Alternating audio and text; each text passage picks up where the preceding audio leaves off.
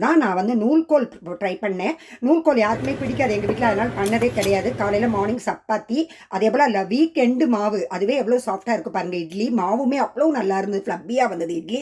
இட்லி சப்பாத்தி 4 வகை சட்னியோட காலையில் டிஃபனை முடிச்சாச்சு.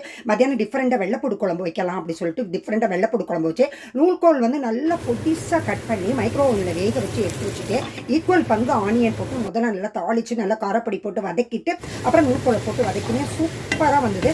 நூல்கோல் யாருக்குமே பிடிக்காது, ஆனால் அன்னைக்கு வந்து அப்படியே காலியாயிடுச்சு.